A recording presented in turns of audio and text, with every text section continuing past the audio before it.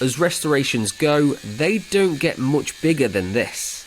This bin's particularly bad. As you can see, the whole thing's rotted away, so that's going to take a lot more work than the other one, which has only got patchwork on it. At 65 tonnes, the Conqueror is quite the gate guardian at Thoresby. When the Military Museum in Nottinghamshire asked for volunteers to fix its new tank, it was an easy yes for Army veteran Gus. I left in '93, and this is the first chance I've had to work on a tank again, and it's like coming home. It's really good. We're loving it, because all the lads, they all know what they're doing, and they've all got specific jobs, and we just kind of help each other out to get the thing back up to scratch. The Conqueror is covered in rust and has more than a few holes to fill, which is where restoration expert Dave, who runs a paint business, takes lead. What we've got here are all the bazooka plates from the side of the tank, and they are basically the blast shields to prevent them being bazookas going and blowing the tracks off. I'm taking these away today to be restored at our workshops in Retford.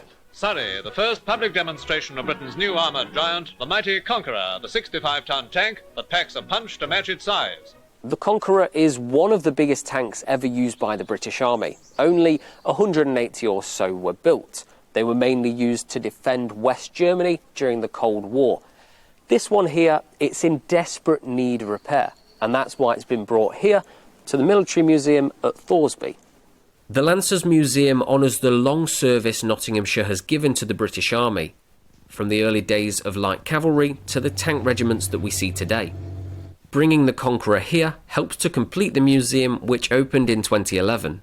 But the connection Thoresby Park has with tanks goes back much further. We're not going to elevate that gun anytime soon, are we? Former Lancer Captain Mick is the museum's curator. Thoresby in World War II used to have a tank training area. And this is the first tank to be back at Thoresby Courtyard in over 80 years. So I think that is a really good advertisement for Thoresby. Most of the men here served in the 17th and 21st Lancers, including Rob. This year, the regiment celebrates the centenary of its formation. Rob says projects like this help veterans stay connected to their history and each other. When I was leaving school, I had a choice, either go down the pit in a factory or follow what my heart said, which was to be a soldier.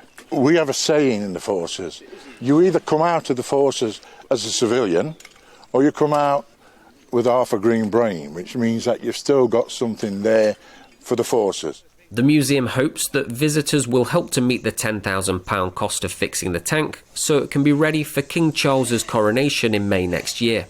And after that, the small piece of history will become a big part of this museum's future. Will Hollis for GB News in Thoresby.